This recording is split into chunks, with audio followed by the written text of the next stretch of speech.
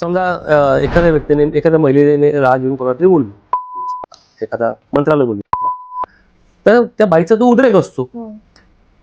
ती जर उद्रेक जर तिने केला असेल आणि ती कोणालाही बोलली असेल तर तो काही ऍब्सोल्यूट त्या व्यक्तीची बदनामी होत नसते किंवा त्या महिलेचा तो उद्देश नसतो की त्या व्यक्तीला हे करायचं, बदनाम करायचं किंवा शिवीगाळ करायचा, पण तो उद्रेक असतो.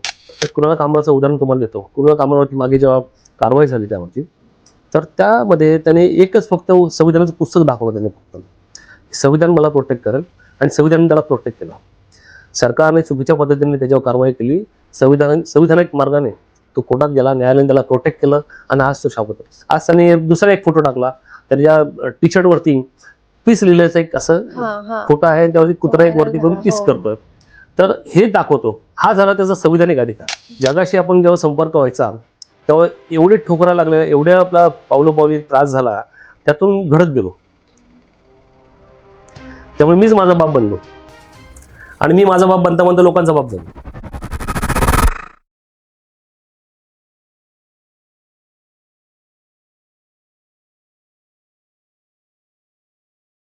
आजचा एपिसोड फक्त संवाद नाही तर न्याय व्यवस्थेच्या रणांगणात लढणाऱ्या त्या योद्ध्याची भेट आहे, ज्यांनी एकट्याने अनेक शक्तिशाली सिस्टमना प्रश्न विचारले आणि ज्यांच्या लेखी कायदा फक्त पुस्तकातला मजकूर नाही तर नागरिकांचा श्वास आहे. आपण आज भेटणार आहोत अशा व्यक्तीला ज्यांनी तनुश्री दत्ताची हॅरसमेंट केस असो किंवा रोहित आर्याचा एन्काउंटर, सत्य बाहेर येण्यासाठी न्यायालयीन लढाई निडरपणे लढली, ज्यांनी मानवाधिकार, संविधान आणि न्याय व्यवस्थेची प्रतिष्ठा जपण्यासाठी अनेकदा सिस्टमलाच आरसा दाखवला. बॉम्बे हायकोर्ट पासून सुप्रीम कोर्ट पर्यंतचा त्यांचा हा प्रवास, क्रिमिनल लॉ पासून फॅमिली लॉ पर्यंतचा अनुभव आणि संविधानावरची गाढ श्रद्धा. मित्रांनो, आज आपल्या पॉडकास्ट मध्ये स्वागत करते दादासाहेब फाळके पुरस्काराने सन्मानित आणि संविधानाचा खरा रक्षक म्हणून ओळख मिळवलेले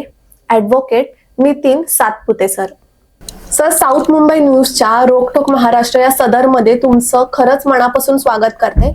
सुरुवात कशी तुमची झाली, म्हणजे कोर्टाच्या गेट पासून ते सुप्रीम कोर्टापर्यंतचा हा प्रवास, क्रिमिनल असो किंवा फॅमिली लॉ असो, या दोघांमध्ये तुम्हाला पुढे जाण्याची ऊर्जा कोणती होती आणि ती खेचत गेली? ऍक्च्युली माणूस जेव्हा घडतो त्याची सुरुवात जी असते ना ती लहानपणापासून होत असते. कोणत्याही व्यक्ती ची सुरुवात लहानपणापासून त्याच्यावर जे संस्कार होतात किंवा त्याच्यावरती जे बितलेलं असतं त्याच्यावरती, त्यामुळे तो त्यातून तो माणूस घडत असतो. एखादा व्यक्ती एक मोठा होतो, त्याच्या आपल्याला ते त्याचं दिसतं, ते रूप दिसतं, पण त्या पाठीमागे जसं मातीचा गोळा असतो, कुंभार जसा त्या मातीच्या गोळ्याला जसा आकार देतो नंतर तो घडत जातो, तसा असतं ते. त्यामुळे सुरुवात ही, जसं मी वकील झालो किंवा हा जी काय माझी कारकीर्द झाली ती सुरुवात लहानपणी झाली होती. की लहानपणी लहान असताना वडील आमचे, मी 8 वर्षाचा असताना एक्सपायर झाले होते. आईने वाढवलं. घरची परिस्थिती तशी एकदम गरिबीची होती. बऱ्याच घरं बदलण्याचा प्रसंग आला, अनेक कारणामुळे आला. आर्थिक चणचण तर होतीच. वडील आमचे सरकारी नोकर होते, ते एक्सपायर झाल्याच्या नंतर आमच्या आई त्या ठिकाणी तिने नोकरी केली आणि तिने नोकरी करून वाढवलं वगैरे. तर आयुष्यामध्ये फक्त आईच्या आधारावरती, आई असताना समाजामध्ये समाजाशी कसं आपण तोंड देतो किंवा समाज आपल्याशी कसा वागतो, बिन बापाचं लेकरू कसं असतं समाजामध्ये, त्याला काय त्रास होतो हे त्यालाच माहीत असतं. आणि आयुष्यामध्ये बाप जर नसेल तर बापाची काय कमतरता असते हे ज्याला वडील नाहीत हे तोच व्यक्ती सांगू शकेल. आज तुम्ही सर्व तुम्हाला माहिती असेल, वडिलांचा आधार असतो, तुमची कारकीर्द होते, करिअर होतं, त्यावेळी प्रत्येक पदोपदी पावलोपावली वडील तुम्हाला साथ देत असतात. शाळेची फी भरायची, कॉलेजची फी भरायची आहे, कॉलेज तू इकडे जा, तू इकडे ॲडमिशन घे, हे नको करू, ते कर, तुम्हाला नोकरी करता प्रयत्न करतात. पण मी जेव्हा 8 वर्षाचा होतो, 8 वर्षाचा असताना माझे वडील, मी हरून बसलो वडिलांना. तर मी कोणाकडे बघून मोठा व्हायचं? मला सांगायला कोण होतं की तू ह्या शाळेत जा, हे शिक्षण घे, हे कॉलेजला जा, हा कोर्स कर किंवा अमुक कोर्स कर किंवा अमुक ठिकाणी नोकरीला जा किंवा असं काहीतरी प्रोफेशनल तू काहीतरी जॉब कर, सांगायला कोण होतं ना. मग जगाशी आपण जेव्हा संपर्क व्हायचा तेव्हा एवढे ठोकरा लागले, एवढ्या आपला पावलोपावली त्रास झाला, त्यातून घडत गेलो. त्यामुळे मीच माझा बाप बनलो आणि मी माझा बाप बनता बनता लोकांचा बाप झालो. लोक माझ्याकडे येतात, व्यथा घेऊन येतात, बापासारखा मी त्यांना मग ते ट्रीट करतो. त्यांचे जे काय असतात ते त्यांचे त्रास असतात, त्यांचे जे काही दुःख असतं त्यांचे दुःख दूर करायचा प्रयत्न करतो. असं आपण घडत गेलो. आणि यातून मग आता वकील बनलो. आमच्या आईने, मी जेव्हा ग्रॅज्युएट झालो, मी वडील होते, सांगितलं काय करायचं माहित होतं. पण आमची आई, माझी आईने सांगितलं तू लॉला ॲडमिशन घे. ती पण काही जास्त शिकलेली नाही, 8वी काहीतरी शिकली होती, सरकारी नोकरीमध्ये होती. पण तिच्यातून जे निघाले शब्द जे होते ते ईश्वराचे शब्द. ती बोली तू लॉला जा आणि खिच्यामध्ये 500 रुपये टाकले, जाऊन त्या कॉलेजला जाऊन ॲडमिशन घे. त्यावेळेस मी धारावीत राहायचो, आमच्या धारावीच्या खोलीत राहायचो. तिकडनं मी एकच स्टेशन पुढे, म्हणजे माहीम ते माटुंगा, एक स्टेशन जाण्यासाठी मी विदाऊट तिकीट गेलो आणि माटुंगाला उतरलो. आणि बाजूला रुपारल कॉलेज आहे, त्या ठिकाणी निवला कॉलेज, तिकडे ॲडमिशन घ्यायला गेलो. आणि ॲडमिशनचा फॉर्म भरला, देताना खिच्यामध्ये हात घातला तर कोणीतरी 500 रुपये ट्रेनमधले मारले माझे. मग थोडा रटून द्यालो, आता पैसे गेले, आईकडनं कसे मागायचे परत पैसे. मग परत घरी आलो, सांगितलं की पैसे गेले, कोणतरी हात घातला आणि काढून घेतले पैसे. ताईने परत दिले 500 रुपये दुसरे, ले घे परत भर. म्हणजे माझ्या नशिबी लेखी हे होतंच की मला वकीलच व्हायचं होतं. आणि आईच्या तोंडून निघालेले शब्द ईश्वराचे शब्द होते. आणि त्यामुळे वकिलाला ॲडमिशन झालं. आणि मग नंतर काम करत करत विभागाचा वकीलही झालो. आणि मग नंतर हातून समाजसेवा देखील घडत गेली, बरीचशी कामं घडत गेली. आता आपण चर्चेच्या दरम्यान आपले सर्व केसेस वगैरे ह्या आपण डिस्कस करूच म्हणा. आणि त्या ओघाने दिलं ह्या सर्व केसेस. सर, बोलता बोलता एक लक्षात येतं की बॉम्बे हायकोर्ट आणि सुप्रीम हायकोर्ट या दोघांचा तुम्हाला अनुभव आहे. तर दोघांची काम करण्याची शैली सुद्धा वेगळी असेल, तर ती कशी तुम्ही मॅनेज करता? म्हणजे ह्याची वेगळी आहे, ह्याची वेगळी आहे, तर कसं पाहता तुम्ही त्या दृष्टिकोनात? असं आहे, पूर्वी जास्त डिफिकल्ट व्हायचं, आता सध्या ऑनलाईन झालेलं आहे. पण पूर्वी एवढं डिफिकल्ट व्हायचं. बॉम्बे हायकोर्टच्या केसेस आता जवळ 8-10 वर्षापूर्वीपासून त्या लिस्ट व्हायच्या आणि त्या तारखेला लागायच्या. पण आज असं आहे की चित्र आहे बॉम्बे हायकोर्टला की आम्हाला रात्री समजतं, ते 10 वाजता किंवा 11 वाजता आम्हाला ईमेल येतात की ही तुमची मॅटर उद्या लिस्ट होणार आहेत. मग रात्री उठायचं आणि त्या फाईल काढायच्या, किंवा नाहीतर सकाळी पहाटे जायचं किंवा सकाळी जायचं, फाईल घ्यायच्या, त्या वाचायच्या, मग तिथे जायचं. सुप्रीम कोर्टचं कसं आहे, सुप्रीम कोर्टच्या लिस्टिंगची पद्धत पण तशीच आहे. पण तिकडे कन्फर्म लिस्टिंग होतं, तिकडे आपल्याला 1 महिना वगैरे अगोदर आम्हाला समजतं की ते मॅटर लिस्ट झालेलं आहे, तिकडे जायचं आहे. आणि बॉम्बे हायकोर्टमध्ये जसं आता मी सांगितलं, लास्ट मोमेंटला, लास्ट नोटीसला आपल्याला कळतं की अशी मॅटर तुमची लिस्ट होणार आहे उद्या आणि तुम्हाला तयारी करून जायचं. जर तुम्ही तयारी केली नाही तर जज तुम्हाला झापणार, ओरडणार, तुमची तयारी नाही, तुम्ही युआर नॉट प्रिपेअर्ड असं म्हणणार, नाही तर मग मॅटर डिसमिस करा आणि घरी जावं लागणार. त्यामुळे सुप्रीम कोर्टात आणि बॉम्बे हायकोर्टमध्ये हा फरक आहे. कामकाजाची शैली जी दोन्ही कोर्टाची ती सारखीच आहे. सुप्रीम कोर्टामध्ये अख्ख्या देशभराचे अपील असतात, अपिलेट कोर्ट असल्यामुळे. बॉम्बे हायकोर्टला राज्यातले जेवढे अपील असतात, राज्य म्हणजे अपिलेट कोर्ट असल्यामुळे राज्यातले जेवढे बेल अपील, कन्व्हिक्शन अपील किंवा सूटमधील अपील, दिवाणी अपील असतात, हे संपूर्ण बॉम्बे हायकोर्टला येतात. आणि सुप्रीम कोर्टला संपूर्ण देशभराचे, म्हणजे देशातले जेवढे राज्य आहेत त्यांच्यातले जे त्या देशभरातल्या हायकोर्टमधले जे अपील डिसमिस झालेले असतात किंवा चॅलेंजेबल असतात ते सुप्रीम कोर्टला चॅलेंज होतात. त्यामुळे प्रोसिजरमध्ये जास्त फरक नाहीये, पण अनसर्टनिटी बॉम्बे हायकोर्टला जास्त आहे, म्हणजे त्या मानाने त्या एवढाच फरक आहे त्यामध्ये. संविधानाबद्दल बोलायचं झालं तर आजच्या सामान्य लोकांना म्हणजे संविधानाचा मूलभूत हक्क काय असतो हे कळतच नाही. तर तुमच्या पर्स्पेक्टिव्हने ते कसं आहे, कसं दिसतं तुम्हाला? संविधानाने 1926 नोव्हेंबर 1950ला आपलं संविधान जे बहाल केलं गेलं, ते लागू झालं. 26 जानेवारीपासून ते लागू झालं. हे संविधान जे आहे ना, हे तळागाळापर्यंत पोहोचलेलं नाही. जे फंडामेंटल राईट्स आहे आपले, की मूलभूत अधिकार काय आहेत हेच मला माहीत नसतं. जसं व्यक्ती स्वातंत्र्य, भाषणाचे स्वातंत्र्य, हे मूलभूत अधिकार असतात. तर ह्या गोष्टी तळागाळात किंवा शालेय शिक्षणामध्ये याचा समावेश करत नाही, शिकवत नाही, मुलांना सांगत नाही हे तुमचे अधिकार आहेत, जेव्हा कायदे पण सांगत नाही. जर आपला बेस कच्चा असेल तर तो त्यांच्यापर्यंत कसा पोचणार? तुम्ही नंतर आम्ही वकील होतो, काही वकिलांना पण माहीत नसतं, संविधानाबद्दल्या तरतुदी त्यांना माहीत नसतात. तिथे अनेक वकील त्यांना काही विचारलं तर त्यांना संविधानाबद्दल सांगू शकणार नाही. वकिलांची अवस्था आहे. इव्हन ज्युडिशरीमधले पण काही लोक आहेत, त्यांना देखील माहीत नसतं संविधानाचं. तर ही झाली न्याय व्यवस्थेतील लोकांची किंवा त्याची जोडलेल्या लोकांची ही अवस्था आहे. तर सामान्य लोकांचा आपण विचार करू शकत नाही. त्यासाठी एक विशेष अशी पावलं उचलली पाहिजेत की एक अवेअरनेस, संविधान अवेअरनेस.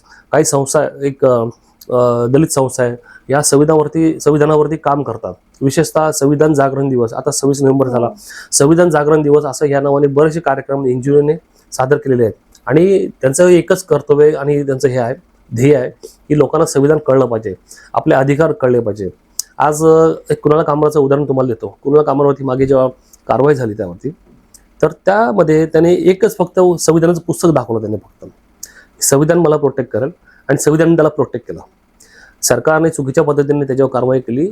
संविधानिक मार्गाने तो कोर्टात गेला, न्यायालयाने त्याला प्रोटेक्ट केलं आणि आज तो शाबूत आहे. आज त्याने दुसरा एक फोटो टाकला, त्याच्या टी शर्टवरती पीस लिहिल्याचा एक असं फोटो आहे, त्यावरती कुत्रा एक वरती करून पीस करतोय. तर हे दाखवतो हा झाला त्याचा संविधानिक अधिकार, हे व्यक्ती स्वातंत्र्य अभि एक्सप्रेस करण्याचं, राईट टू एक्सप्रेस. ते राईट टू एक्सप्रेस येतो, तो संविधान आहे. ज्याला संविधान कळला तो तरला, तरुण गेला, तो जगला. असं महानगरपालिका निवडणुका आता जाहीर झाल्या आहेत आणि तुमचा आवाज लोकांपर्यंत पोहोचण्याची हीच योग्य वेळ आहे. आजच्या डिजिटल युगात पॉडकास्ट हे सर्वात प्रभावी माध्यम आहे, जिथे फक्त बोलणं नाही तर तुमचा विजन लोकांपर्यंत पोहोचतोय. तुमची विचारधारा स्पष्ट मांडता येते, मतदारांशी थेट कनेक्शन तयार होतंय आणि डिजिटल प्रचाराला मिळते मजबूत सुरुवात. रोकटोक महाराष्ट्र या सदरवर तुमचा मुद्दा, तुमचं मत आणि तुमचा आवाज थेट जनतेसमोर. उशीर न करता आजच तुमचा पॉडकास्ट मुलाखत बुक करा आणि निवडणुकीच्या रणांगणात डिजिटल आघाडी मिळवा. स्लॉट बुक करण्यासाठी संपर्क करा 8108711318. मॅक्स स्टुडिओ, जिथे तुमचा आवाज बनतो तुमची ताकद. संविधानाच्याच धाग्यातून पुढे अजून एक प्रश्न, कायदा आणि न्याय. लोकांना असं वाटतं की न्याय मिळणं म्हणजे खूप कठीण आहे. तर का असं वाटतं की न्याय मिळणं हे कठीण का आहे? तुमच्या दृष्टिकोनातून कसं आहे, कठीण खरंच आहे का? न्याय मिळणं कठीण झालंय याचं कारण आहे की न्याय हा स्वस्त आणि मोफत नाहीये. न्याय मिळतो, श्रीमंतांना न्याय मिळतो. मला सांगा, एखादं प्रकरण, एखादा न्याय, समजा मुंबईच्या कुठल्याही न्यायालयात एखाद्या प्रकरणामध्ये एखाद्या व्यक्तीला न्याय नाही मिळाला, तो गरीब आहे, तो फार तर उच्च न्यायालयापर्यंत गेला आणि उच्च न्यायालयातही त्याला जर न्याय नाही मिळाला तर सर्वोच्च न्यायालयात जाण्यासाठी त्याच्या खिशामध्ये तेवढे पैसे असले पाहिजे. दिल्लीला सुप्रीम कोर्टामध्ये एखादी केस दाखल करायला कमीत कमी 50,000 रुपये त्याच्या खिशामध्ये असले पाहिजे. वकिलाची फी द्यायला पैसे असले पाहिजे, क्लार्कचे पैसे असले पाहिजे, ड्राफ्टिंगचे चार्जेस द्यायला पैसे असले पाहिजे. हे सगळं सोडा, त्याला दिल्लीला जायचं म्हटलं तर त्याला बुकिंग मिळत नाही, ट्रेनचं बुकिंग मिळत नाही, फ्लाईटचं सोडा तर फ्लाईटला तो जाणारच नाही. मग कसा काय त्याला न्याय मिळेल जो तिथपर्यंत तो जाऊ शकत नाही? जर एखाद्याला न्याय मिळवत असेल तर सर्वात मोठा आहे access to justice. Access to justice हा जर प्रत्येकाला मिळाला तर संपूर्ण न्याय होईल. आता मागे जस्टिस चंद्रचूडने सांगितलं होतं की ऑनलाईन हिअरिंग जी केली होती त्यामुळे देशातला प्रत्येक खेडोपाड्यातला जो वकील आहे तो ही जी ऑनलाईन प्रणाली आहे त्यातून तो जोडला गेला. पण पूर्वी हे शक्य होतं का? गावातला खेड्यातला वकील किंवा कुठले रिमोट एरियातला जो वकील होता तो सुप्रीम कोर्टापर्यंत जाऊ शकत होता का? जाऊ शकत नव्हता. त्याचं कारण असं होतं की ऑनलाईन नव्हतं.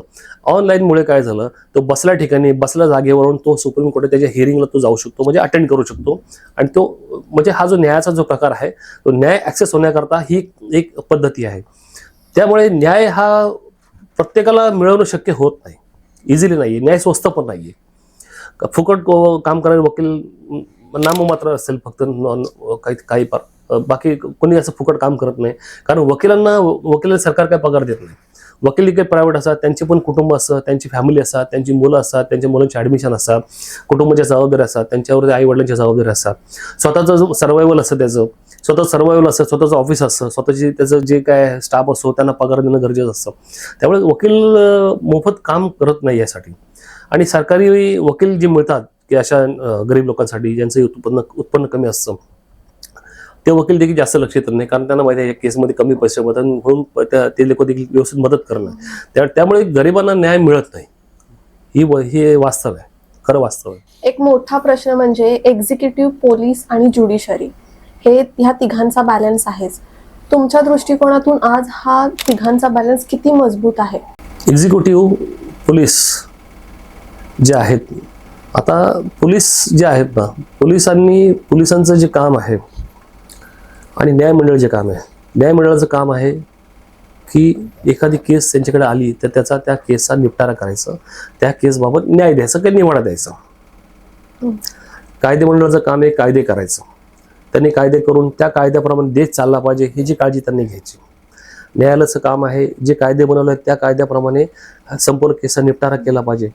आणि पोलीस सिस्टम जे आहे देशामध्ये, जर कुठे अपराध झाला किंवा गैरकायदेशीर काही गोष्टी घडत असेल त्याबाबत कारवाई करायचं.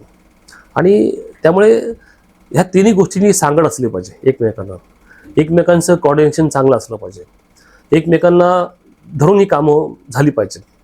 पण आज काय देशामध्ये काय होतं की पोलीस यंत्रणा, न्यायव्यवस्था असं वाटतं की कुठेतरी कोणातरी प्रोटेक्ट करतात. कोणातरी एक मोठा कोणतरी असतो, जसं मागे आपण एक जस्टिस अभय ठिपसे यांचा एक यूट्यूबला एक व्हिडिओ आलाय. ते जेव्हा न्यायाधीश होते, बेस्ट बेकरी प्रकरण त्यांच्याकडे होतं. बेस्ट बेकरी गुजरातची जी हत्या झाली होती त्याचं प्रकरण त्यांच्याकडे होतं. तेव्हा ते सेशन जज होते, नंतर ते हायकोर्ट जज झाले. आता ते रिटायर झाले. आता त्यांचं असं वक्तव्य आहे, जेव्हा ते ट्रेनिंगला जायचे त्यावेळेस त्यांना सांगितलं जायचं की दांडग्यांच्या बाजूने निकाल द्यायचा. दांडग्यांच्या बाजूने निकाल द्यायचा म्हणजे दांडगे म्हणजे कोण? जे स्ट्रॉंग असतात त्यांचे, म्हणजे स्ट्रॉंग. आता जर निकाल द्यायचा म्हटला दांडगा म्हणजे जो पॉवरफुल आहे त्याच्या बाजूने निकाल द्या. जर तुम्ही त्याचं नाही ऐकलं आणि निकाल त्याच्या बाजूने नाही दिला तर मग तुमची पेन्शन, तुमच्या रजा, तुमचं प्रमोशन हे सगळं कट होणार, तुम्हाला काहीच मिळणार नाही. मग हे जजेस जे आहेत त्यांनी शपथ घेतलेली असते, विदाउट फिअर आणि without favour I will deliver this judgement. तर हे तसं होतं का? त्यामुळे न्यायव्यवस्थेचं हे असं हे कटू सत्य त्यांनी ते उजागर केलेलं आहे. त्यांच्या ह्याच्यातून सांगितलं. जस्टिस ओक मध्ये आता ते रिटायर झाले, ते पण सुप्रीम कोर्ट जज झाले, ते रिटायर झाले.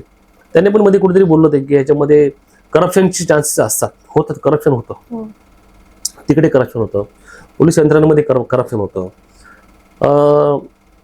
एखादा श्रीमंत माणूस असेल, पैसे वगैरे खर्च करणार असेल, जसं पुण्याचं पोरशे प्रकरण झालं, त्यामध्ये पोलिसांवर कारवाई झाली. त्यामध्ये जे न्यायाधीश होते, जे बालमंडळ जे असतं ज्युव्हेनाईलचं, त्यांना ते बालमंडळ ते निबंध लिहायची त्याला शिक्षा दिली. मग त्यांच्यावर पण कारवाई झाली. मग सुरुवातीला पैसे असेल तर तुम्ही काही करू शकता, नंतर कोर्ट कारवाई करेल वगैरे, हा पुढचा भाग त्याला. मग हे अशा तिन्ही व्यवस्था ज्या आहेत ना, ह्या तिन्ही व्यवस्था न्यायासाठी एकमेकांनी सांगड घालणं गरजेचं असतं का अन्यायासाठी नसतं.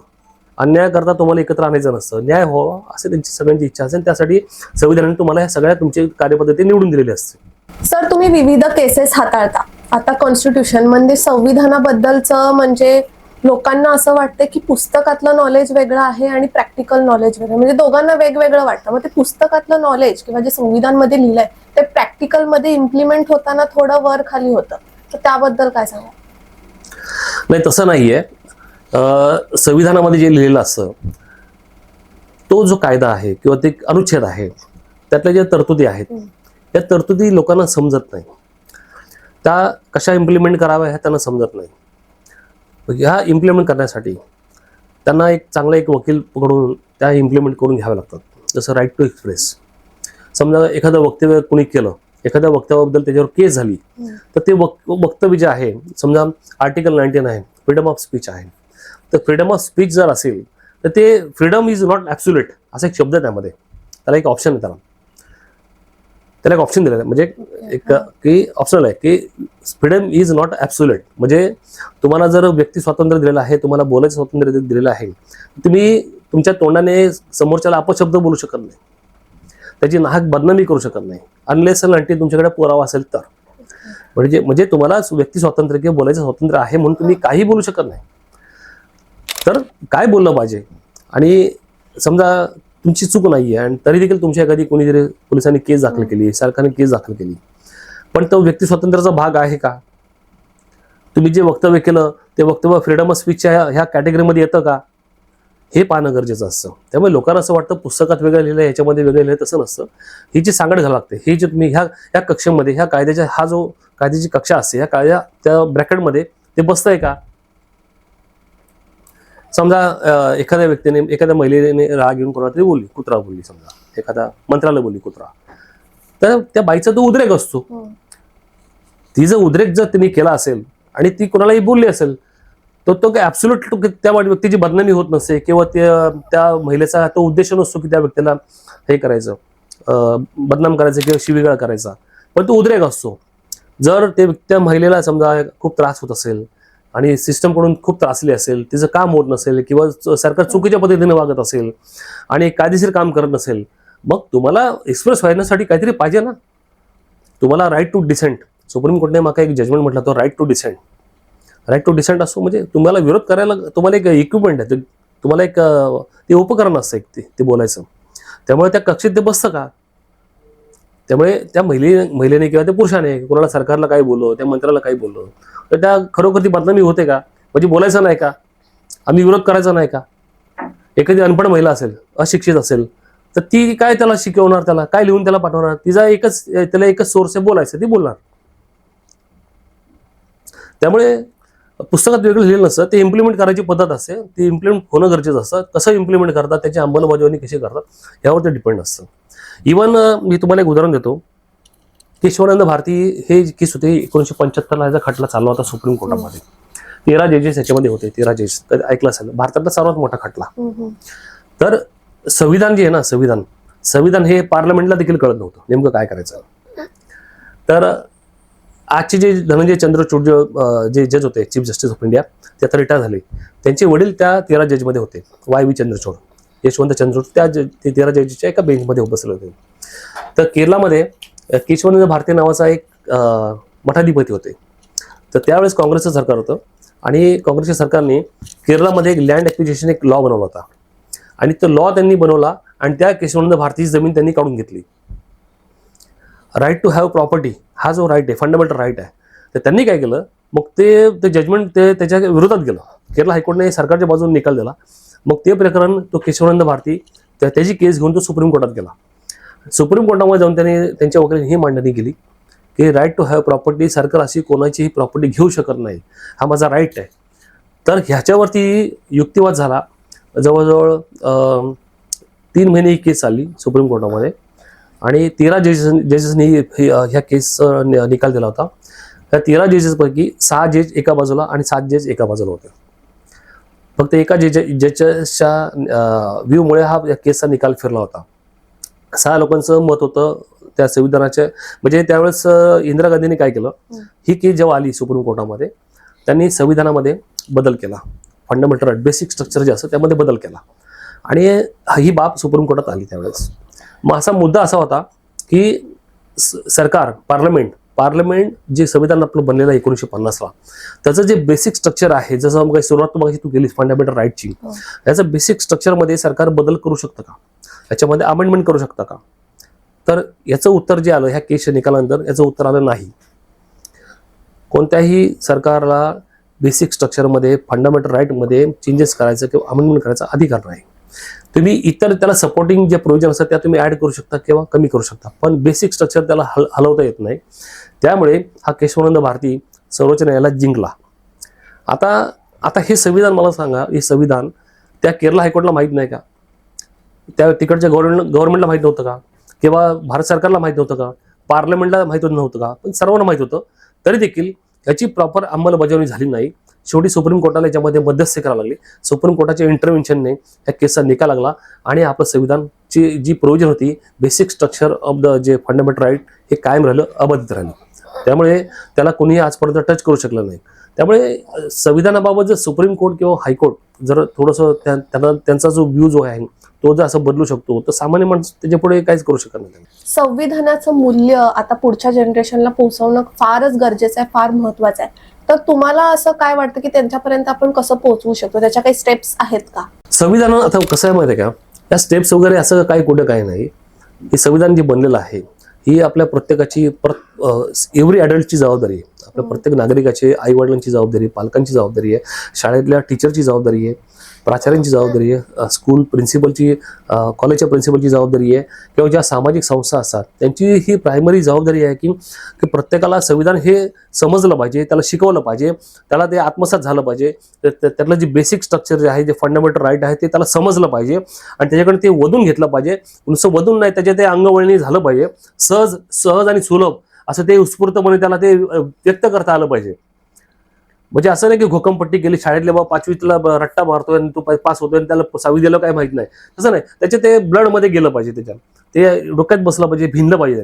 रात्री उठला तरी उठून झोपेतून उठला तरी त्याला सांगता आलं पाहिजे हे असं संविधान आहे, हा तुझा राईट आहे, हा तुझा राईट, तुझा असा याचं हरण झालेलं आहे, याच्यावरती तू कारवाई कर, न्यायालयात जा, असंच सांगायला असं एकदम असं सक्षम अशी सगळी पिढी तयार झाली पाहिजे. त्यामुळे प्रत्येक पालकांची, पॅरेंट्स आहे, स्कूलचे प्रिन्सिपल आहेत किंवा कॉलेजचे आहेत, NGO आहेत किंवा जेवढे सामाजिक संस्था आहेत त्यांचे, किंवा मी तर म्हणतो काही प्रायव्हेट कंपन्या ज्या आहेत ना, प्रायव्हेट कंपन्यांचे जे CEO असतात किंवा त्यांनी हा एक त्यांचं एक पार्ट ऑफ त्यांचं जे प्रोसिजरचं ठरवलं पाहिजे की याच्यामध्ये संविधान प्रत्येकाला आलं पाहिजे. आणि मी त्या बोलतो थिएटरमध्ये जसं आपण पिक्चर बघायला जातो, वंदे मातरम सर्व जनगण मन हे राष्ट्रगीत लावतो, त्या ठिकाणी एक संविधानची ती उद्देशिका असते, प्रस्तावना, ती पण एक वेळ वाचायला द्यायला पाहिजे ना. त्यात कळेल त्यांना ना म्हणजे नेमकं काय असतं, किंवा संविधान बेसिक जे प्रिन्सिपल असतात, बेसिक फंडामेंटल राईट असतात, ते त्यांनी सुरुवातीला अशी दाखवले पाहिजे, तिची अशी रनिंग स्ट्रीप अशी चालवली पाहिजे, हे तुमचे फंडामेंटल राईट आहे असं दाखवलं पाहिजे, जेणेकरून लोकांमध्ये, जनमानसांमध्ये हे बिंबेल आणि संविधानाची आपोआप ती जागरूक अवेअरनेस तयार होईल त्यामध्ये. आता तुमच्या केस बद्दल बोलेन. मागे तनुश्री दत्ता #MeToo ही केस खूप व्हायरल झाली होती, खूप त्याची लाट उसळली होती. त्या केसच्या दरम्यान तुम्हाला कुठला अडथळा मोठा जाणवला? कारण तुम्ही तर डायरेक्ट फ्रंटलाईन वरच होता. हो, त्यामुळे कुठला जाणवला? नाही, मला अडथळा वगैरे काय नाही जाणवला असं. हे अशी प्रकरणं आता मला जवळ 22-25 वर्ष झाली मला या व्यवसायामध्ये, पेशामध्ये. मी सुरुवातीपासून करत आलोय, सगळ्या छोट्या मोठ्या गोष्टी करत आलोय. मला ह्या तनुश्री दत्ताच्या केसच्या अगोदर माझ्याकडे संजय दत्तची केस होती. संजय दत्तच्या जे पॅरोल प्री मॅच्युअर रिलीज होतं, ती केस माझ्याकडे होती.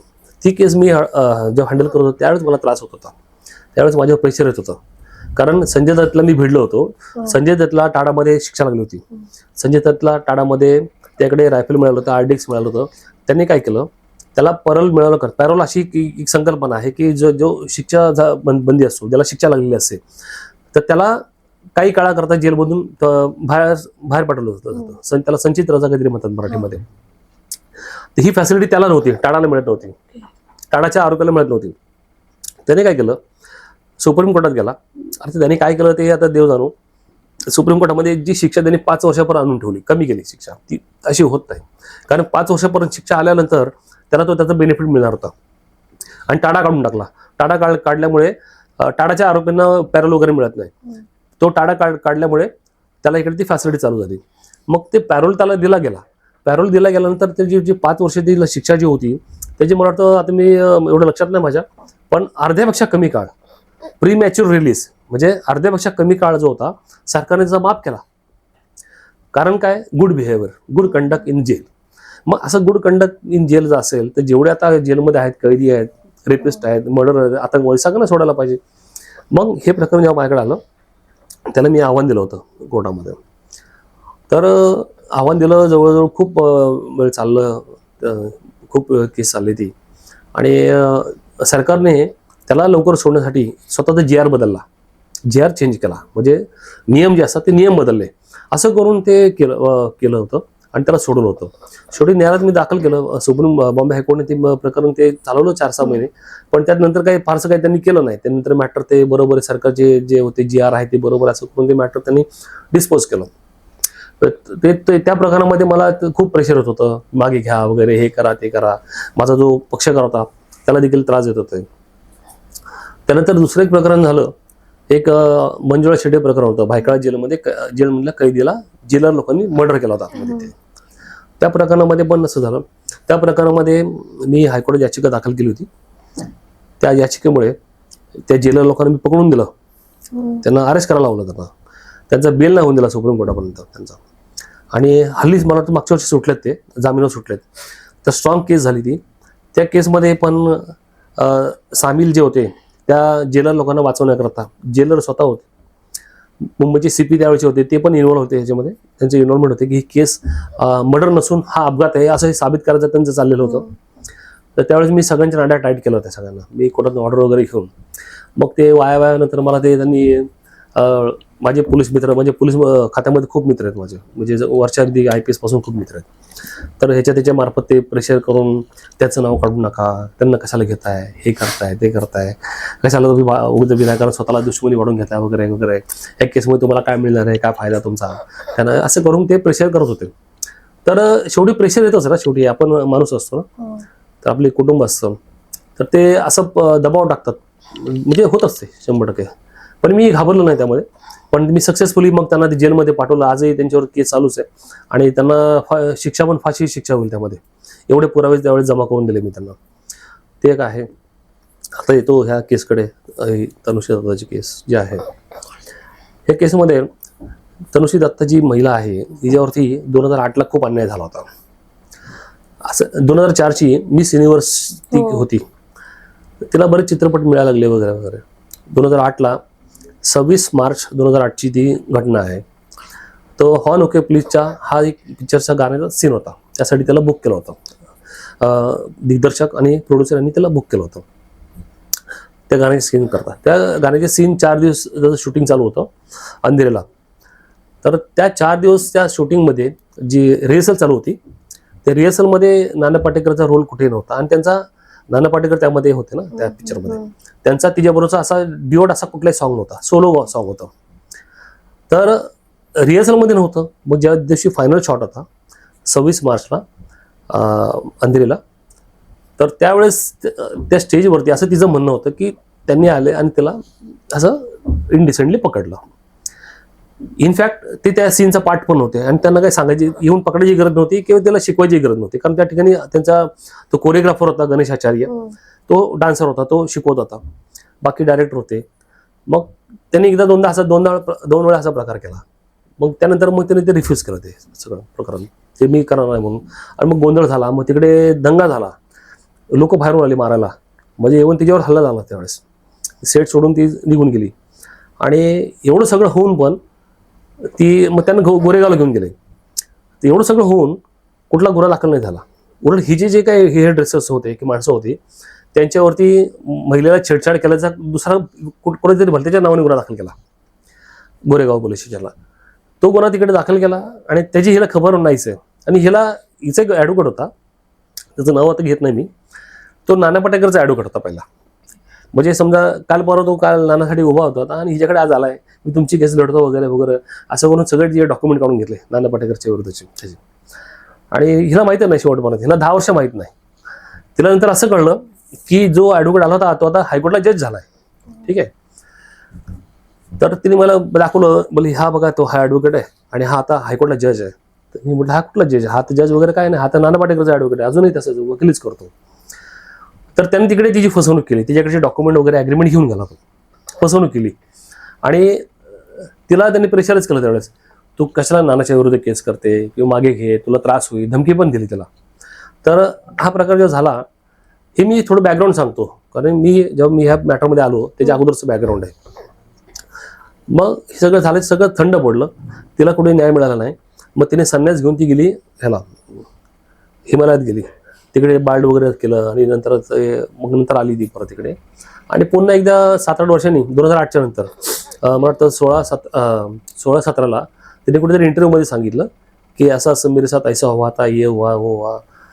तर मग नाना पाटेकरने त्याला डिफॉर्मेशनची नोटीस पाठवली की तू माझ्याबद्दल असं खोटं बोलली. कारण 2008चं प्रकरण होतं ना, 16-17ला ते बोलली. मग ती नोटीस घेऊन ती माझ्याकडे आली होती त्यावेळेस. मग त्याला मी वाचलं नोटीस. तर हे सगळं एवढं खरं प्रकरण असून पण मग ती संपूर्ण आता जे मगाशी मी बोललो ना, हे सगळं तिने मला सांगितलं त्यावेळेस. असं मेरे साथ मुझे फंसाया गया, मुझे ऐसा वकील मेरे पास आया था, सारे कागजात मेरे लेके गया, मुझे मेरा केस भी नहीं हुआ, मैं किधर भी नहीं. तर मग ते जर मी त्या प्रकरणाचा अभ्यास केला आणि मग 2018ला मी त्याला घेऊन मी ओशिवारा पोलीस स्टेशनला गुन्हा दाखल केला या संदर्भाचा. सगळ्या लोकांच्या विरोधात, 4 लोकांच्या. कारण 2008च्या सेटवर तिला छेडछाड करणारा, मॉलेस्ट करणारा आणि त्याच्या मॉलेस्टेशनला जे बाकीचे सपोर्ट करणारे जे होते ते पण तेवढे आरोपी होते. तो गणेश आचार्य जो होता, गणेश आचार्याला ह्या पिक्चरमध्ये कोरिओग्राफर म्हणून हिनेच आणलं होतं. तो त्याला सपोर्ट करत होता. बरं हे प्रकरण जेव्हा डायरेक्टरला सांगितलं, डायरेक्टर सामी सिद्दीकी होता आणि राकेश सारंग त्याचं नाव होतं, प्रोड्युसर, मराठी प्रोड्युसर लालन सारंग यांचा मुलगा. ठीक आहे. ते मराठी ह्याच्यामध्ये प्रोड्युसर नाही, तो डायरेक्टर होता आणि सामी सिद्दीकी प्रोड्युसर होते. त्यांना देखील सांगितलं. तर त्यांचं असं म्हणत होतं, हात लगाय तो क्या हो गया, असं ते बोलले. तर हात लगाय तो क्या हो गया म्हणजे ते पण त्यात सामील झाले. मग असं म्हणून ते 54 आम्ही 4 लोकांच्या विरुद्ध गुन्हा दाखल केला होता ओशिवारा पोलीस स्टेशनला. मग तपास चालू केला. मग हे मीटू अमेरिकेमध्ये त्याच वेळेस मीटूचं हे चालू होतं आणि त्यामुळे भारतामध्ये ह्याचा स्पार्क मी केला मीटूचा. मग हे प्रकरण मग मी त्यावेळी हँडल केलं, प्रॉपरली हँडल केलं त्यावेळेस. आणि जेवढं माझ्याकडून करायचं मी तेवढं तिला मदत केली त्यावेळेस. आणि संपूर्ण भारतभर काय भारताच्या बाहेर पण मी टू हे मला तिकडच्या अमेरिकेच्या लंडनच्या स्काय चॅनलवर तिकडे पण मी इंटरव्ह्यू दिलेले आहेत. अल जजीराला पण दिलेले आहेत मी ह्या संदर्भात त्यावेळेचे इंटरव्ह्यू. तर संपूर्ण भारत जगभर जवळ हे प्रकरण तेव्हा गाजलं. मी टूचा तिकडे अमेरिकेत इकडे सायमल्टेनियस चालू होतं एकाच वेळेस. तर त्यामुळे तिकडनं सपोर्ट मिळत होता, इकडनंही चालू होतं आणि संपूर्ण जगभर ते गेलं. मग त्यानंतर हे प्रकरण झाल्याच्या नंतर संस्कारी बाबूचं एक प्रकरण आलं. संस्कारी बाबू म्हणजे आपले नाव विसरलं त्यांचं, ते सिनियर ज्येष्ठ कलाकार आहेत. त्यांच्यावरती म्हणून तरी महिलेने बलात्काराची केस दाखल केली. 30 वर्षापूर्वी माझे संबंध ठेवले आणि मग असं हे केलं. आलोकनाथ काहीतरी मला वाटतं, आलोकनाथ ना, ते आलोकनाथ त्यांचं ते प्रकरण. मग त्यांच्यावरती पण तो गुन्हा दाखल झाला. म्हणजे हे नंतर मग ज्या महिला ज्या होत्या ज्यांच्यावरती खरोखर अन्याय झालेले आहेत, मग ते त्याच्यामुळे ते एकदम एक्सप्रेस झाले, ओपन झाले, म्हणजे ते बोलू लागले. त्यानंतर मग ज्या अशा महिला होत्या या फिल्म इंडस्ट्रीमध्ये, मग त्यांनी एक कार्यक्रम ठेवला. त्यामध्ये रवीना टंडन होती, हिमानी शिवपुरी होती आणि मदाना करीमी नावाची एक बॉलिवूड ॲक्टर हे होती, मॉडेल होती. अजून 2-3 मॉडेल होत्या. त्या कार्यक्रमाला मी जो इंडी टीव्हीला तो घेतला होता कार्यक्रम, इंडी टीव्हीला चालू होता तो. त्यांनी सांगितलं बॉलिवूडमध्ये कसं एक्सप्लॉइट केलं जातं, म्हणजे काम मिळवण्यासाठी घरी बोलवलं जातं. त्यातली एक हिरोईन होती, तिने ती ती आहे ना, ती कोरिओग्राफर फारा काहीतरी, तिचा भाव होतो. त्यांनी तिला घरी बोलवलं, तिला मग कपडे काढून दाखवायचं, म्हटलं तू कशी दिसते मला बघितलं पाहिजे, मग तर मी तुला केलं वगैरे. मग इथपर्यंत त्यांना ते एक्सप्लॉइट केलं जातं, असं आहे. तर हा संपूर्ण प्रकार असं आहे, म्हणजे एकदम घाणेरडं वातावरण एकदम त्या बॉलिवूडमध्ये. तर माझ्यापर्यंत जेवढं त्या सगळ्या फिल्म इंडस्ट्रीला, म्हणजे त्यांच्याकडे हे नियम पण नाहीये. 2013ला सुप्रीम कोर्टाने विशाखाची गाईडलाईन दिली. विशाखा एक केस सुप्रीम कोर्टात गेली होती, sexual harassment at working place. जर हा जो वर्किंग प्लेस जो आहे, जे फिल्म कलाकार जे महिला काम करतात त्यांच्या वर्किंग प्लेसवरती सेक्शुअल हॅरसमेंट झाली तर त्याला रेमेडी काय नाही. सेक्शुअल हॅरसमेंट हा जो ऍक्ट आहे ना, तो 2013चा ऍक्ट बद्दल त्यांना ते अनभिज्ञ आहे. सिंटा नावाची त्यांची असोसिएशन आहे. सिंटाला याबद्दल काय माहित नाही. त्या सिंटाचे जे अध्यक्ष होते सुशांत सिंग, ते तो कार्यक्रम आहे ना, क्राईम पेट्रोल का कुठला, तो सुशांत सिंग, त्यामध्ये ते असायचे सुशांत सिंग मुच्छड. तर ते त्याच्यावर ते अध्यक्ष होते. त्यांच्यापर्यंत त्यांना देखील माहित नव्हतं की नेमकं काय करायला पाहिजे अशा परिस्थितीमध्ये. आजही त्यांच्याकडे म्हणजे फिल्म इंडस्ट्री म्हणजे फक्त एंटरटेनमेंट करायचं, बाकी त्यांना काहीच माहित नाही. तर असा तिकडे सर्रास प्रकार चालतो. महिलांचा अजिबात तिकडे रिस्पेक्ट नाहीये त्यामध्ये. आणि त्यामुळे आम्ही हा गुन्हा दाखल केला. आता तो गुन्हा दाखल केलाय ते 2018 ते आता 2024 पर्यंत हे प्रकरण चालू होतं. सर, त्यानंतरचं तुमचं पुढची केस म्हणजे तुमचं पुढचं काम रोहित आर्या प्रकरण सध्या खूप जास्त चर्चेत आलं. तुम्ही इंडिपेंडेंट प्रोब मागितली होती, ती का मागितली होती आणि या केस मधला तुम्हाला महत्वाचा मुद्दा कोणता वाटतो? असं आहे, आता माझी जी प्रॅक्टिस आहे ही बेसिकली सगळी क्रिमिनलमध्येच आहे. खून, मर्डर, रोडे, गन, फायर, हा सगळा अभ्यास हा रोजचा होत असतो, म्हणजे पूर्वीपासून होतं. तर मी पोलिसांबरोबर काम केलं, म्हणजे तसं सरकारी वकील म्हणून काम करतो, ते काम करतो. तर एवढं सगळं होत असताना एखादी गोष्ट समोर घडते ना, त्याचा अनालिसिस आहे ना, अनालिटिक आपल्या डोक्यात पटकन येतं आमच्या. ठीक आहे, माझ्या तर येतं की हे काय व्हायला पाहिजे किंवा कसं असायला पाहिजे. मग त्याला मारणं गरजेचं होतं का, मग तिकडेच का मारलं, मग त्याला मारायची वेळ का आली, असं त्याने काय केलं, मारायची वेळ का आली.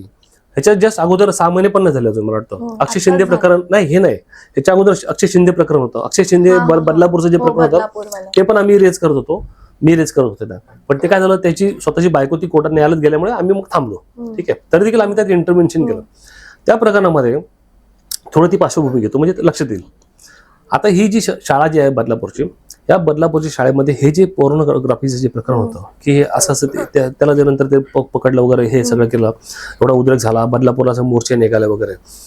ह्याला जो पकडला हा ह्यातला मेन गुन्हेगार नव्हता.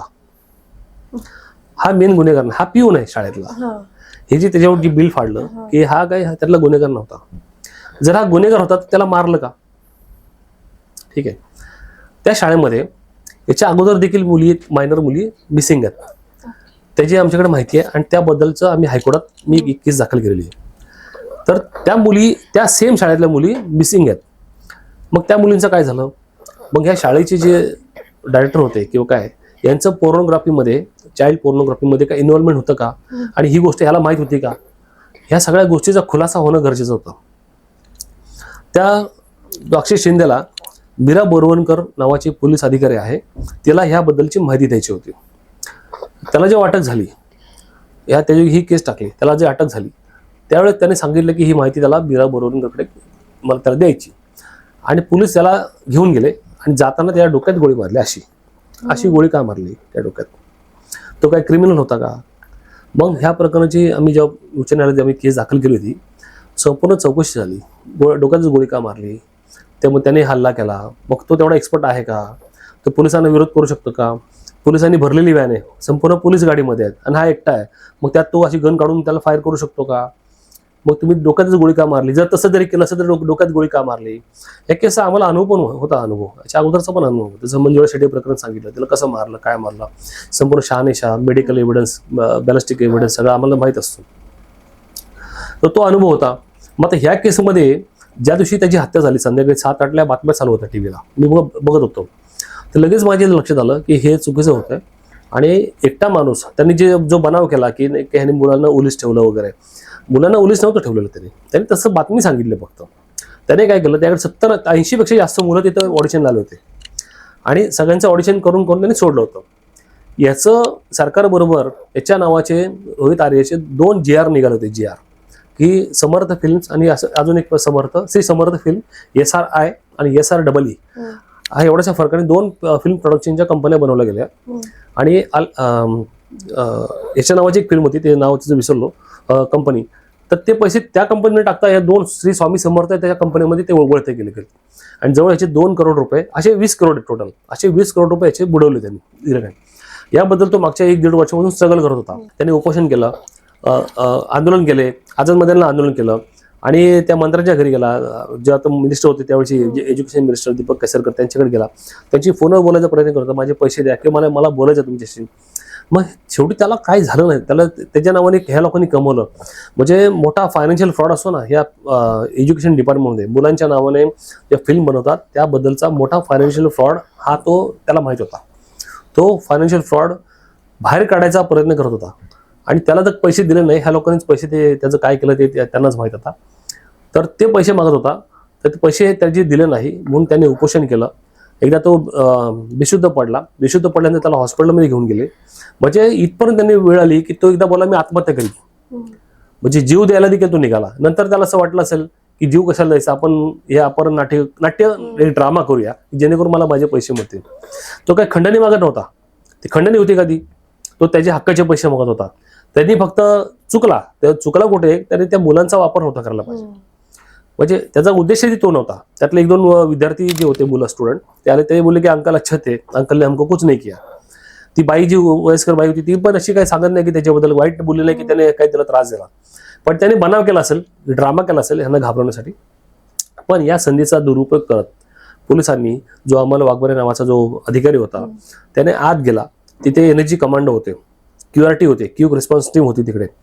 ते असताना त्यांनी जो चार्ज घेतला होता तो चार्ज त्यांनी टेक ओव्हर करून सुद्धा ह्याला तिकडे जायची काही गरज नसताना त्या खोलीतून पाठवून घुसला आणि जवळजवळ एवढ्या शॉर्ट डिस्टन्स, म्हणजे 5 ते 6 फुटाच्या डिस्टन्सवरून त्यांनी त्याच्या छातीमध्ये गोळी मारली. एकच गोळी लागली, छातीत लागली. जर असं पण घडू शकलं असतं की त्यांनी खूप गोळ्या झाडल्या, गोळ्या लागल्यात नाही, इकडे तिकडे लागल्या आणि ही गोळी छातीला लागली, बाकीच्या गोळ्या मिसफायर झाल्या आणि दिवार असते ना, भिंत किंवा कुठे लागल्या, तसं कुठेही मिसफायर झालं नाही. त्याच्याकडे ते म्हणतात की छर्याची बंदूक होती, छर्याच्या बंदुकीने त्याने आमच्यावर मिसफायर केलं. मग पोलिसांना अगोदर कल्पना आली, त्यांचं स्टेटमेंट होतं की त्यांना माहिती होतं त्याकडे छर्याची बंदूक आहे. मग छर्याच्या बंदुकीने हत्या होते का, मर्डर होतं का? मग तुम्हाला माहिती आहे की छर्याची बंदुकीने मग त्याची छातीत गोळी का मारली, त्याच्या पायावर गोळी का नाही मारली? त्याला जखमी करून खाली पाडायचं असतं. त्याला जर आपलं जे टार्गेट जे आहे तर टार्गेट हिट करण्याकरता, त्याला नॉकआउट करण्याकरता त्याला जखमी करायचं असतं. पायाला गोळी, हाताला गोळी कुठेतरी मारायची जेणेकरून तो जखमी होऊन खाली पडेल आणि हत्यार वापरू शकणार नाही. त्याला डिजेबल करायचं असतं. तसं न करता त्यांनी डायरेक्ट त्याचा गेमच करून टाकला आणि त्याला मारून टाकलं. आणि मग ही बाब लक्षात आली माझ्या, आणि मग माझ्या तर लक्षात आली आणि इतर जे एक्सपर्ट आहेत, जे पोलीस अधिकारी आहेत, म्हणजे हा व्ह्यू तर माझा मी त्या दिवशी एक्सप्रेस केलाच पहिल्या दिवशी. पण माझ्या मताशी मिळता जुळता व्ह्यू इतर अनेक अधिकाऱ्यांनी मला दुसऱ्या दिवशी मला सांगितलं, तुम्ही जे काल बोललात, मीडियामध्ये बोलात, हे अगदी योग्य बोलात आणि असंच घडलं. हे त्याला मारायची गरज नव्हती आणि तुमचं एकदम व्हॅलिड पॉईंट तुम्ही रेज केलेले आहेत. आणि त्यामुळे मी माझं कॉन्फिडंट होतं माझा. त्यामुळे ह्या लोकांनी पण मला सपोर्ट केला, बऱ्याच अधिकाऱ्यांनी सपोर्ट केला मला. आणि दुसऱ्या दिवशी मी सगळं सांगितलं की असं असं घडलेलं आहे, त्यामुळे ह्याच्या मृत्यूची चौकशी झाली पाहिजे. म्हणून ह्या मृत्यूबाबत ह्या खोटा एन्काउंटरबाबत मी उच्च न्यायालयामध्ये याचिका पण दाखल केली 4-5 दिवसांनी, आणि 2 दिवसांनी मी मानवी हक्क आयोगाला पण दिलेली आहे. मानवी हक्क आयोगामध्ये त्याची सुनावणी ठेवलेली आहे. जानेवारीमध्ये काहीतरी तारीख दिली, त्या तारखेला सुनावणी आहे. नोटिसा काढलेल्या आहेत, त्यामध्ये तुमचे सगळे पेपर वगैरे सगळे घेऊन आहे आणि बघू मानवी हक्क आयोग काहीतरी करेल आहे. उच्च न्यायालयात पण आम्ही दाखल केलेलं आहे, पण उच्च न्यायालयाने आम्हाला सांगितलं आहे त्याबद्दल प्रायव्हेट कंप्लेंट तुम्ही फाईल करा आणि ते आम्ही बघू त्यामध्ये काय करता येईल. त्यामध्ये अशा रीतीने त्याच्या मृत्यूला किंवा जो रोहित आर्य आहे त्याला कुठेतरी न्याय मिळाला पाहिजे. प्रत्येक माणसाला एक व्हॅल्यू असते. आपण किडे मकोडे उंदीर नाहीत रस्त्यावरचा उंदीर मेला मग जरा गाडी उडवलं, कोण विचारायला कोणी कुत्रं येत नाही असं नाही. आपल्याला प्रत्येकाला व्हॅल्यू आहे, प्रत्येक मानवी जीवनाला किंमत आहे. रोहितला पण त्याची बायको होती, मुलं आहेत, त्याला त्याचे कुटुंब आहे, त्याची आई वगैरे असेल ना, त्यांना काय नाही का, त्यांच्या भावनांचं काय नाही. मग हे लोक अगदी लोकांना उंदीर किडे मोकड्यासारखं समजत आहेत, तसं होऊ नये. न्याय व्यवस्था आहे, संविधान आहे, प्रत्येकाला जीवनाचा अधिकार दिलेला आहे, लिबर्टी आहे, राईट टू 21 कलम आर्टिकल 21 आहे ते आहे, आर्टिकल 14 आहे, इक्वालिटीचा आहे, प्रत्येकाला समान अधिकार आहे, लिबर्टी ऑफ लाईफ आहे, तुम्हाला सन्मानित जीवन जगायचे तुम्हाला अधिकार फंडामेंटल राईट दिलेले आहे ते आहे. असं असताना तुम्हाला एकदम जनावरांसारखे कोल्या कुत्र्यासारखे तुम्हाला गोळ्या घालून मारतात तुम्हाला रस्त्याला, असं होऊ नये. तेव्हा प्रत्येकाचा हा लाईफचा जीवनाचा अधिकार हा अबाधित राहायला पाहिजे आणि घटनेचं पालन व्हायला पाहिजे. त्यासाठी आम्ही याची दखल घेऊन आम्ही या पद्धतीने आम्ही ते केलेलं आहे. महापालिका निवडणूक लढायची आहे, मग प्रभागासाठी तुमचं विजन काय? तुम्हाला ही निवडणूक का लढायची आहे? साऊथ मुंबई न्यूज चॅनलवर देता येईल याच प्रश्नाची उत्तरं. माझा प्रभाग माझा विजन मुलाखतीचा स्पेशल शो. मुलाखतीची वेळ 20 ते 30 मिनिटं. अद्ययावत स्टुडिओ आणि 2 कॅमेरा सेटवर होईल रेकॉर्डिंग. मुलाखत साऊथ मुंबईच्या सर्व सोशल मीडिया अकाउंटवर प्रसारित केली जाईल. अधिक माहितीसाठी संपर्क साधा 8108711318 या क्रमांक नंबरवर. एक राजकीय प्रश्नाकडे येते. राज्याच्या राजकारणात शिवसेना आणि राष्ट्रवादी काँग्रेस या दोघांमध्ये फूट पडली आणि हे प्रकरण गेलं सर्वोच्च उच्च न्यायालयामध्ये. त्यानंतर हे प्रकरण अजून चालूच आहे. तुम्ही एक संविधानाचे कायद्याचे अभ्यासक आहात, तर तुम्हाला काय वाटतं हे काय होईल या प्रकरणाचं पुढे? असंही आता समजा, आता हे घर आहे समजा माझं आणि या घरात 10 मेंबर आहे. हे घर माझ्या मालकीचं आहे. ह्या 9 मेंबरने जर ठरवलं की वेगळा गट स्थापन करायचा आणि घराचाच कब्जा करायचा, तर हा घराचा कब्जा होऊ शकतो का? घराचा कब्जा होऊ शकत नाही. तसंच आहे हा पक्ष कोणाचा आहे? हा पक्ष आहे बाळासाहेब ठाकरेंचा, शिवसेनेचा. त्यात तुम्ही तिकडे त्या पक्षात आलात, तुम्हाला पदं दिली, तुम्हाला मंत्री बनवलं, तुम्हाला जे काही खासदार आमदार बनवले, नगरसेवक बनवले, इथे आल्यानंतर तुम्ही जे एकत्र येऊन तुम्ही तर म्हणाल की आम्हाला हा पक्षच आमच्या बापाचा आहे आणि आम्ही त्याला घेऊन वेगळा करू, असं होत नाही. पक्ष कुठे जात नाही. तर आता अनेक वर्षापासून 2014 पासून या देशामध्ये मॉकरी झाली. मॉकरी म्हणजे कायद्याचं पालन होत नाही. ज्या संविधानिक संस्था आहेत त्या पण कोणाच्या तरी सांगण्यावरून त्या वागतात. जसं इलेक्शन कमिशन आहे, अजून बऱ्याचशा अथॉरिटीज आहेत, त्या कायदेशीर काम करत नाही. जसं TN सेशन होते, तुम्हाला 20-25 वर्षापूर्वी TN सेशन कसं काम करायचे बघा, एकदम कडक असायचं त्यांचं काम. तसं TN सेशन प्रमाणे काम करत नाही. संविधानिक संस्था ज्या आहेत त्या कोणीतरी दावणीला बांधल्यासारख्या त्यांच्या इशाऱ्यावर काम करतात असं वाटतं. कायदेशीर डिसिजन योग्य घेत नाहीत. न्यायपालिका देखील असं वाटतं की भीतीखाली जगते काय, घाबरतात काय, तर कोणीही निकाल देत नाही त्याबद्दल. तर हे जे प्रकरण घडलं, शिवसेना मुळातले आहे त्यातले हे काही लोक तिकडे गेले, नंतर म्हणतात शिवसेना आमचीच आहे, त्यावर दावा केला, तुम्ही उपरे आहात, तुमचा अधिकार नाही, असं करून ते मग इलेक्शन कमिशनकडे जेव्हा तक्रार केली गेली, त्यांनी देखील यांच्या बाजूने निकाल दिला. जर अँटी डिफेक्शन लॉ आहे, अँटी डिफेक्शन लॉ जर आपण वाचला, तर हे सगळे हा जो प्रकार त्यांनी केला, हा सगळा ह्याने सगळे इलिगल हे होतात. त्याला ह्यांची पदं जी धोक्यात येतात की आमदारकी धोक्यात येते, खासदारकी धोक्यामध्ये येते. तर तसं न करता ह्यांच्या इलेक्शन कमिशनने ह्यांच्या बाजूने निकाल देऊन हे जे चिन्ह होतं एक शिवसेनेचं धनुष्यबाण हे यांना दिलं आणि मुळात जी शिवसेना होती त्यांना ते नवीन चिन्ह द्यावं लागलं वगैरे वगैरे हा प्रकार झाला. आता हा प्रकार झाला, इलेक्शन कमिशन जर चुकीचं वागलं तर अन्याय झाल्यानंतर परत पुन्हा न्यायालयात जावं. तर सर्वोच्च न्यायालय जेव्हा हे गेले तर सर्वोच्च न्यायालयाने देखील ह्याच्यामध्ये न्याय द्यायला उशीर केलाय. ती म्हण आहे ना, जस्टिस डिलेड जस्टिस डिनाईड. तुम्ही वेळेत त्याचा निकाल जर नाही दिला, वेळेत न्याय नाही केला तर तो अन्याय असतो. आता ते प्रकरण झालं त्यावेळेस झालं, त्याला 3-4 वर्ष झाले. कोर्टामध्ये प्रकरण जसं पेंडिंग आहे, त्यात न्याय दिला जात नाही, निकाल लावला जात नाही. 3 जज येऊन गेले त्यामध्ये, चंद्रचूड पण आले त्यामध्ये, भूषण गवई आले. हे प्रकरण त्यांनी धसच लावून घेत नाही, निकाल देत नाही किंवा काही प्रकरण आहे. तर ह्यांची कारणं अनेक असू शकतील की ते का करत नाही. मध्ये चंद्रचूडांच्या घरी मोदीजी जाऊन आले, गणपतीचे दर्शन घेऊन आले वगैरे, अशी बरीच कारणं असू शकतात. तर त्यांचं ते चंद्रचूडांच्या मध्ये स्पष्टीकरण आलं की ते असे घरी येऊ शकतात, माझे मित्र आहेत वगैरे, म्हणजे गणपतीला आले म्हणजे काय मी काय त्यांच्या बाजूने निकाल देणार आहे वगैरे, असं त्यांनी स्पष्टीकरण त्यांनी दिलं. बऱ्याचशा गोष्टी त्यांच्या वादातीत आहेत. तसं सुप्रीम कोर्टचं चीफ जस्टिस हे पद गेल्यानंतर देखील त्यांनी 2 महिने बंगला सोडला नव्हता. ती गाडी ती होती मर्सिडीज गाडी, ती त्यांनी दिली नव्हती. आता काल परवा जेव्हा बघितलं आपण, CJ गवई यांनी जेव्हा रिटायर झाले, जसं त्यांनी पदभार दिला नवीन जजकडे, त्याच ठिकाणी त्यांनी गाडी सोडून दिली आणि आपल्या खाजगी गाडीने ती घरी गेले. म्हणजे ह्याला मग गरिमा, पदाची गरिमा असते. तर हे लोक कसे वागतील ह्याचा काही भरोसा नाही. त्यामुळे न्यायव्यवस्था आता हे संविधानाचे जे संविधान आहे किंवा न्यायव्यवस्था आहे, न्यायव्यवस्था देखील आता हल्ली व्यवस्थित काम करत नाही असं आम्हाला वाटतं. त्यामुळे आता हे घोंगडं अजून भिजत राहू शकतं. आता सध्या परिस्थिती आता आज पाहिली, जसं हा ग्रुप वेगळा झालाय, त्यातले पण काही फुटले तर असं मी अशी बातमी आज काल आलेली आहे. आणि ते पण नवीन शिवसेना बनवायची त्यांची तयारी चालू आहे. त्यामुळे जसं तुम्ही पेराल तसं ते उगवतं. तर असा हा प्रकार आहे. त्यामुळे ह्याचा निकाल आता काय लागेल, निकाल लागणार हा 100% कायदेशीर लागणार. तो उद्धव ठाकरे जो गट आहे त्यांच्या फेवरमध्ये लागणार, कारण कायदे त्यांना सपोर्ट करत आहेत, ना की ह्यांना सपोर्ट करत. त्यामुळे निकाल जो आहे तो निकाल हा लागणारच आहे. फक्त निकाल द्यायला जाणूनबुजून उशीर केला जातोय आणि त्यामुळे हे प्रकरण रेंगाळलंय. सर, तुम्ही ॲडव्होकेट तर आहातच, तुम्ही अशा बऱ्याच केसेस हाताळल्या असतील, क्रिमिनल असतील, फॅमिलीज इश्यूज असतील, अशा बऱ्याच तुम्हाला अनुभव असेलच. पण मी असं ऐकलं की समाजकार्यामध्ये देखील तुम्ही खूप मोलाचा वाटा तुमचा ठरतो.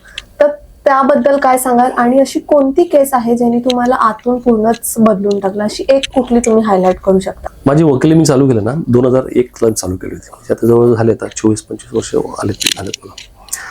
तर ह्या काळात जसं मी सांगितलं की माझं बेसिक जे आहे ना, जशी माझी घडण जी घडली की ना, की समाजामध्ये ना मला असं नेहमी असं फील झालं की रिजेक्ट झालो आपण, रिजेक्टेड पीस.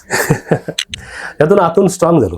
म्हणजे कोणी रिजेक्ट बोलायच्या अगोदर मीच त्याला रिजेक्ट करून टाकतो. त्यात ते फिलिंग येत गेलं आतमध्ये. आणि ॲग्रेसिव्हनेस येते का माझ्यामध्ये, खूप ॲग्रेसिव्हनेस. मी स्वतः शांत नसतो, असं बॉईल असतो नुसता. तर असं काय घडलं तर मला पटकन राग पण येतो या सगळ्या गोष्टी. असं का, वाय दिस, असं का, म्हणजे का असं होतंय. तर माझ्या बाबतीत म्हणा किंवा इतरांच्या बाबतीत म्हणा, कोणाच्या बाबतीत काय घडलं तर मला लगेच पटकन ते रिॲक्ट होतो मी त्या सगळ्या गोष्टीचं.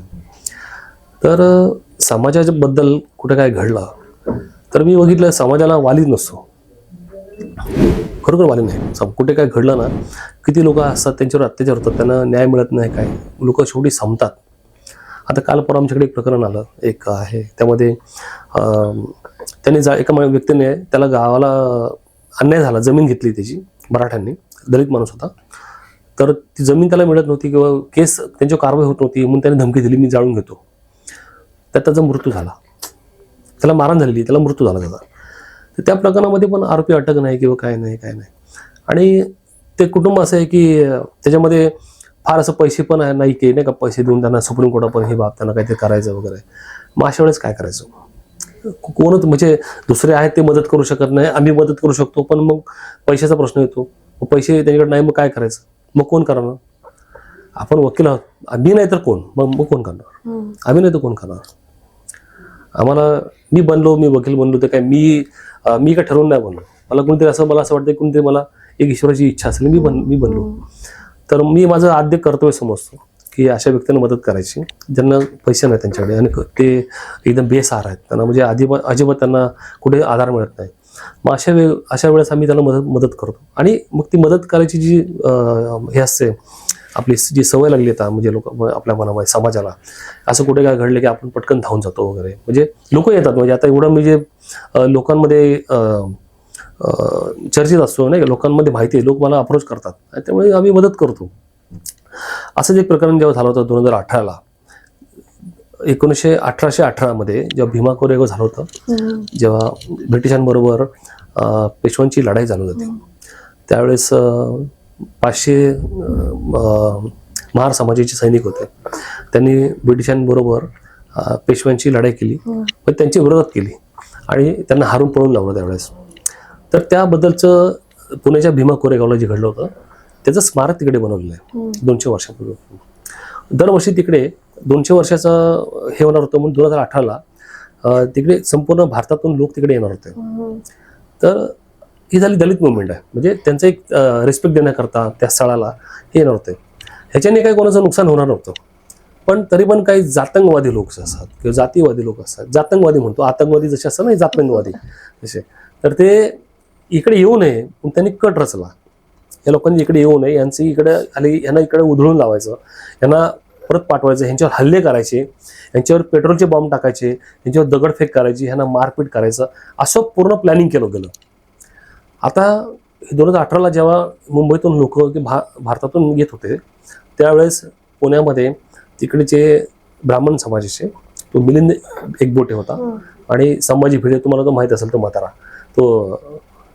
तो ह्या लोकांनी त्यावेळेस कट रचला आणि रस्ते अडवणं, संपूर्ण दुकानं बंद करणं, म्हणजे इथे आलेले लोक जे आहेत, म्हणजे भीमा कोरेगावला, त्यांना दुकान काही सामान मिळू नये, जेवण मिळू नये, पाणी मिळू नये, तेल मिळू नये, काहीच मिळू नये, असं प्लॅनिंग केलं. पूर्ण गाव लाट्या भरून ठेवल्या घरामध्ये, पेट्रोलचे बॉम्ब भरून ठेवले आणि ह्या लोकांचा व्हायलन्स व्हावा, म्हणजे हिंसा व्हावी आणि मारले जावे, अशा उद्देशाने ह्यांनी तयारी केली होती. तर तेव्हा हे प्रकरण जेव्हा झालं आणि 2018ला जेव्हा त्यांनी हमला केला, लोकांना अडवलं, पेट्रोलचे बॉम्ब टाकले, मारलं, मारपीट केली, किती लोक आले याच्यामध्ये, ते जेव्हा घडलं नाही सगळं, तर मला राहवलं नाही. म्हणजे आम्ही दलित समाजामध्ये अनेक ॲडव्होकेट आहेत, त्यांनी कुणी पुढे आले नाही त्यावेळेस. तर माझ्याबरोबर काही लोक होते, माझ्या समविचारी लोक आहेत, त्यांनी मलाही असं वाटलं की असंच ह्यांना धडा शिकवणं गरजेचं आहे. तर मग कारवाई करायचं ठरलं. मग मी मुंबईतून काम चालू केलं, तयारी केली आणि हा जो एकबोटे होते त्याला एकबोट्याला आम्ही त्याचा गुन्हा दाखल व्हावा म्हणून मी लगेच प्रयत्न केले. इमिजिएटली हे सगळं घडल्या गुन्हा दाखल केला. मग त्याला गुन्हा दाखल केल्यानंतर तो बेलसाठी गेला होता, अटकपूर्व जामीन घ्यायला कोर्टात गेला होता. अटकपूर्व जामीन करण्यासाठी तो कोर्टात जेव्हा गेला, त्याला विरोध करायला वकील नव्हता, कोणी येतच नव्हता त्याला विरोध. पण मी स्वतः नितीन सातपुते आणि माझी टीम घेऊन मी पुण्याला पाठवलं. हे सगळे म्हणजे माझ्याबरोबरचे काही माझ्यासोबत काम करायला माझ्या ऑफिसमध्ये, त्याला तिथे आम्ही विरोध केला. त्याला तिकडे जामीन मिळाला नाही. तो मुंबई उच्च न्यायालयात आला, इकडे देखील आम्ही विरोध केला, तिकडे जागी देखील त्याला जामीन मिळाला नाही. मग सर्वोच्च न्यायालयात तो गेला, तिकडे पण आम्ही त्याला विरोध केला. अगदी त्याला दिल्लीपर्यंत सुप्रीम कोर्टामध्ये आम्ही त्याला विरोध केला, त्याला जेलमध्ये टाकलं. त्याला जेलमध्ये टाकलं, त्याला अटक झाली. ज्यावेळी त्याला अटक होऊन कोर्टात आणला, त्या तोंडाला तिथल्या लोकांनी काळं फासलं. आणि याचे परिणाम म्हणजे एखाद्या समाजाविरुद्ध एवढं तुमचं हेट करता, द्वेष करता, हा द्वेष होऊ नये. कुठेतरी त्यांना एक सबक मिळाला पाहिजे. आणि ह्या उद्देशाने आम्ही ही लढाई लढलो होतो. ही सामाजिक लढाई होती आणि ही लढाई सुरुवातीला माझी एकट्याची होती.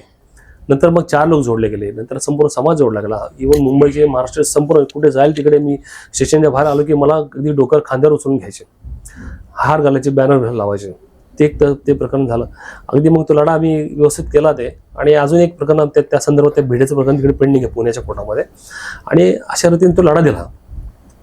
दुसरं एक प्रकरण होतं, दलित प्रकरण होतं. नितीन नागे हत्याकांड एक झालं होतं, प्रेम प्रकरण घडलेलं. जसं कोपर्डीचं हत्याकांड झालं होतं तसं त्याप्रमाणे नितीन नागे एक होतं, लहान मुलगा होता, म्हणजे गावातली एक सवर्ण समाजाची मुलगी होती आणि ह्याचं काय प्रेम प्रकरण होतं. ते त्याला गावामध्ये अगदी तिच्या पार्श्वभागातून सळई घुसून त्याला मर्डर केला होता आणि जी बॉडी टाकली होती. तर त्याचे वडील वगैरे, मग त्या केसमध्ये मग त्याच्याकडे दाखल केली होती औरंगाबाद हायकोर्टला. त्यामुळे निकाल घेतला की पुन्हा हा खटला पुन्हा चालवा वगैरे वगैरे. मग सरकारने मग त्याच्याच नातेवाईकांनी ठरवलं की ही केस मी लढावी, सरकारी वकील मी लढावी वगैरे. त्या संदर्भाचं ते नंतर त्याने प्रोसिजर केलं की बाबा साहेब तुम्ही ही केस लढा वगैरे. पण त्या दरम्यान तो नितीन नागे ते मेलाच, वारला. त्याचे वडील होते राजू वाघे, हे सगळं फॉलोअप करत होते. मागच्या वर्षी आता त्यांचाही मृत्यू झाला. त्यामुळे आता ते प्रकरण जे आहे ते संपल्यात जमा झालं. या केसमध्ये साक्षीदारांनी साक्षी देऊ नये म्हणून ज्यांनी सळी घालून त्याला मारलं त्या प्रत्येकाला त्या काळात 20,000 रुपये आणि प्रत्येकाला मोटरसायकल अशी दिली गेली ती विटनेसला. आणि जे साक्षीदारांचे जबाब जे असतात ते न्यायालयात जे रेकॉर्ड केलेले असतात ते देखील फिरले. म्हणजे अशी ती केस झाली होती. ती केस पुन्हा चालवावी म्हणून मी प्रयत्न केले होते आणि पुन्हा चालव म्हणून त्या संदर्भाचे आदेश पण झाले की केस पुन्हा चालवावी म्हणून आपल्यामध्ये. पण ते शेवटी त्याचे वडील गेल्यामुळे नंतर ते प्रकरण कुणी मग पुढे फॉलोअप केलं नाही. तर अशी अनेक प्रकरणं आहेत आता. तर त्यामुळे या सगळ्या गोष्टी आपसुकच आपल्या बॉडीमध्ये अगदी स्पार्क होतात, लगेच इमिजिएटली आपण रिॲक्ट होतो आणि ह्या गोष्टी करतो. आणि त्यासाठी काही कोणाची मदत लागेल आपल्याला गरज नाही. मी स्वतः वकील आहे, माझ्याकडे संपूर्ण यंत्रणा माझ्याकडे आहे. मला काही कोणाला विचारायचं नसतं. काय माझा स्टाफ आहे, माझ्याकडे 15 ते 20 वकील आहेत आणि माझ्याशी जोडलेले कमिटेड असे ॲडव्होकेट माझ्याबरोबर आहेत. माझ्यासोबत एक ॲडव्होकेट दीपक जगदेव आहेत, इथे बसलेत ते माझ्यासोबत. इथे आम्ही तुम्ही दाखवू शकता. तशी अजून एक टीम आहे माझी आणि चांगली टीम आहे आणि समाजाशी कनेक्टेड बांधलेले आहेत. अगदी म्हणजे त्या कामासाठी कोणीच पैसे घेत नाही, मी पण घेत नाही, ते पण मागत नाही मला. अगदी त्यांना म्हटलं जा उद्या दिल्लीला जा, तू हे उद्या तुला करायचं आहे, समाजाचं काम आहे. उद्या दीपकला जर म्हटलं मी तर तुम्हाला विचारणार नाही सर मला पैसे द्या, तू जाणार फाईल घेणार गपचूप त्याचं बघणार कोण कसं जायचं, तर ट्रकला पकडून जाणार किंवा कसं जाणार, पण जाणार तू करून जाणार तू. तर असे कमिटेड लोक आहेत. जसं मला कोणी पैसे देत नाही, मला कोणी सांगितलं सर त्या व्यक्तीला न्याय द्यायचा आहे, तर मी त्याला म्हणत नाही की मला पैसे आणून दे लगेच, ती माझं येतो मी कार्य करतो आणि मी त्याचं काय करून जातो. तसे काही लोक आहेत. त्यामुळे ही जी मुवमेंट असते ही सक्सेसफुल होते. आणि ह्या मुवमेंटला पत्रकारचा, मीडियाचा पण पत्रकार जे आपले बंधू आहेत त्यांचा, मीडियाचा फार मोठा हातभार असतो. त्यांची मला मदत होते एखाद्या प्रकरणाचं असं हे व्हायचं असेल तर सर्वांची मदत होते. आणि खूप लोकांना मदत केली. लोकांच्या चांगल्या शुभेच्छा विशेष असतात, दुआ असतात आणि आईचा आशीर्वाद आहे त्यामध्ये. आईने मला 500 रुपये दिले जा वकीलवर, ते 500 रुपये आज कामाला लागले. सर, आजचा संवाद आम्हाला न्याय, संविधान आणि हक्कांविषयी नव्याने विचार करायला लावून गेला. तुमच्या अनुभवातून एक गोष्ट स्पष्ट झाली, धैर्य आणि सत्याच्या बाजूने उभं राहणं किती महत्वाचं आहे. तुमचा वेळ आणि मार्गदर्शनासाठी खूप खूप धन्यवाद. आणि मित्रांनो, असा विचार परतवक कंटेंट पाहत राहा. रोकठोक महाराष्ट्र, साऊथ मुंबई न्यूज. पुन्हा भेटू पुढच्या एपिसोडमध्ये. तोपर्यंत जागरूक राहा आणि न्यायावर विश्वास ठेवा. Advocate Nitin Satpute sir.